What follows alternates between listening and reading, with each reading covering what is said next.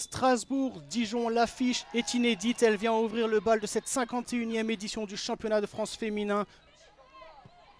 Internationale polonaise d'ailleurs aussi. Et là, c'est ce long ballon cette fois-ci de Jézéquel. Lorina Hannequin est toute seule face au gardien. Elle tergiverse un peu, elle ne sait pas trop quoi faire. L'angle est fermé, la frappe de loin. Et c'est le premier but. Le premier but de l'histoire du Racing en première division. Et qui d'autre que Lorina Hannequin pour son 50e match avec le Racing. Elle, la fille providentielle de Vincent Nogueira, qui vient mettre le Racing sur les chapeaux de roue et permettre au public d'exprimer leur joie. 1-0 pour Strasbourg. Si une disparité au niveau de la taille des gardiennes.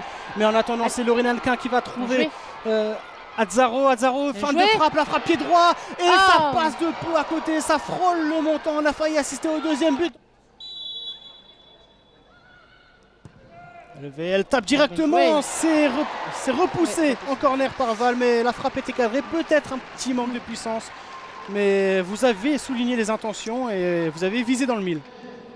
Encore côté droit sur Crazyman à la lutte avec Jézéquel. Pour l'instant, c'est à l'avantage des Dijonnais ce duel. Allez, ça va être un centre. Dans la surface de réparation. Et le but, elle vient d'entrer en jeu. Elle est passée par l'Australie. Elle arrive à Dijon. Elle a déjà marqué en D1, mais là, elle vient inscrire le premier but de la saison des Dijonnaises. Chichi Shengshu Wu qui vient remettre le compteur à égalité, un partout. C'est ce qu'on appelle coaching gagnant, Guillaume, mais c'est ce qu'on le disait, cette présence-là dans la surface de réparation. C'est Hannequin qui est chargé de ce coup franc de la droite vers la gauche. C'est bien tiré dans la bonne zone. Bien joué. C'est repris par Azzaro, c'est cadré, mais la gardienne, Talaslati, était vigilante.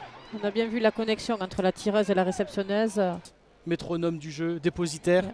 Et c'est le ballon qui va dans la surface de réparation. Cette offensive de Wong, on a tous cru au but. Ouais.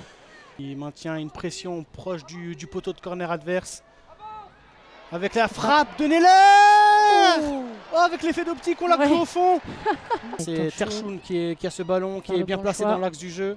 À droite, la frappe lointaine. C'est directement dans les gants de Val.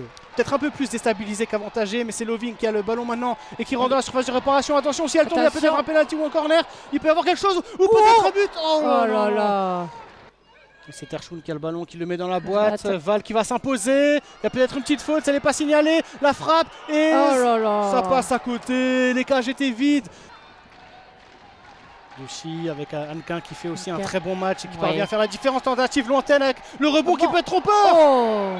Le rebond était trompeur et la gardienne a été surprise et n'a pu faire mieux.